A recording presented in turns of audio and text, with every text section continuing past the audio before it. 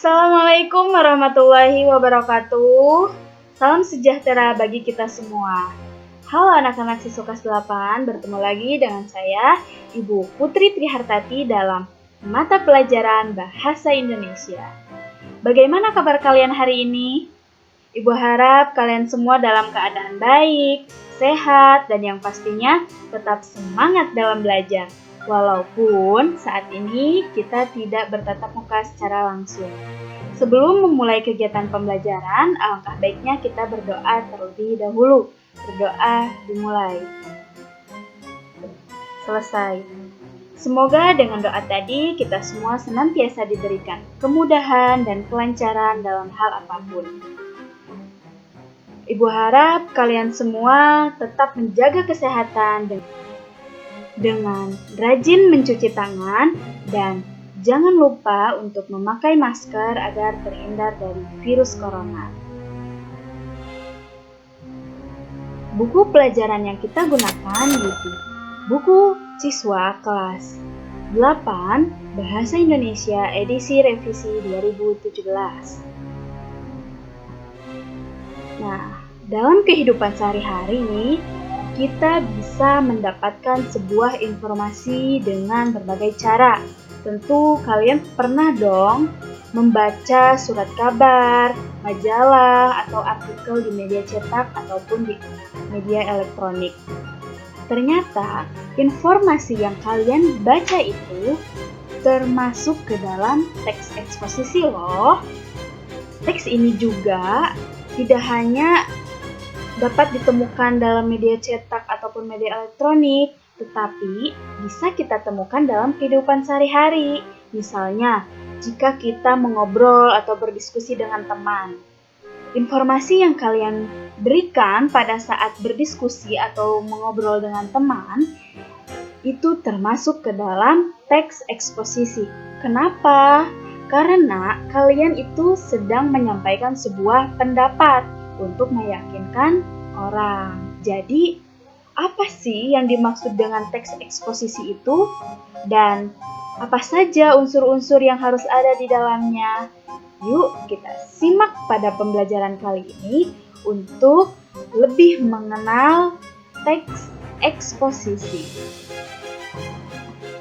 Tujuan pembelajarannya yaitu 1.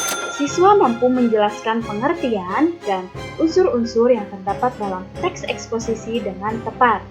2. Siswa mampu mengidentifikasi pola-pola pengembangan teks eksposisi dengan tepat. Apa itu teks eksposisi? Menurut Kamus Besar Bahasa Indonesia, teks eksposisi adalah uraian yang bertujuan menjelaskan maksud dan tujuan. Misalnya suatu karangan.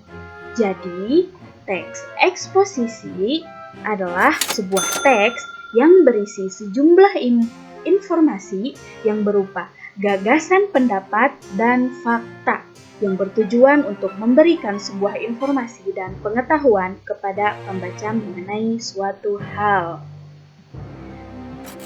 Perhatikan contoh teks eksposisi berikut yang berjudul Nasib hutan kita semakin suram.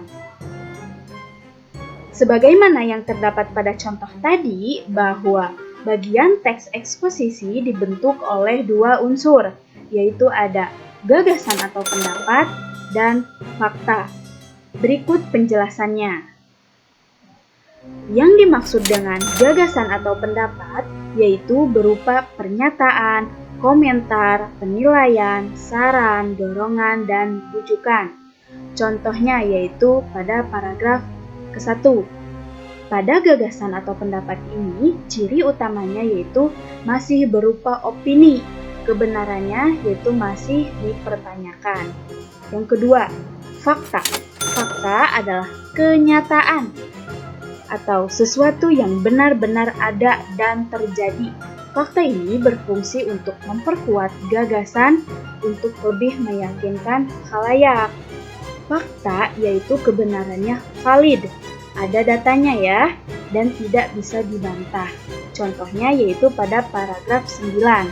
Begitu. Selanjutnya, yaitu ada bentuk teks eksposisi dalam media massa. Bisa kita temui ya seperti esai, tajuk rencana, dan tanggapan kritis. Lalu, bagaimana pola pengembangan dalam teks eksposisi? Bisa kita lihat di sini yaitu ada 4. Yang pertama yaitu pola umum khusus. Pola umum khusus ini yaitu ide pokok bagian teksnya yang ditempatkan pada awal paragraf, yang kemudian diikuti oleh ide-ide penjelas. Pola ini lebih dikenal dengan paragraf deduktif. Ingat ya, pola umum khusus itu ditempatkan pada awal paragraf. Yang kedua, pola khusus umum, yaitu hal-hal yang bersifat khusus diikuti oleh uraian yang bersifat umum. Pola khusus umum ini kebalikan dari pola umum khusus. Yang ketiga, pola ilustrasi. Pola ilustrasi yaitu sebuah gagasan yang terlalu umum memerlukan ilustrasi yang konkret. Ilustrasi tersebut berfungsi untuk membuktikan suatu pendapat. Yang keempat, pola perbandingan.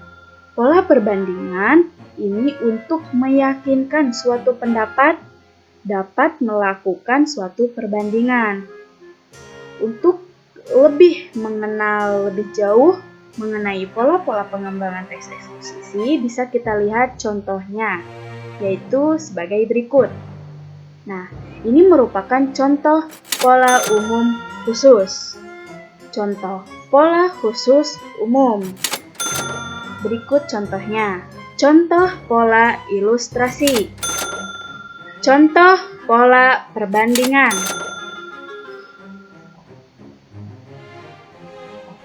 Nah, demikian pembelajaran kita kali ini mengenai teks eksposisi.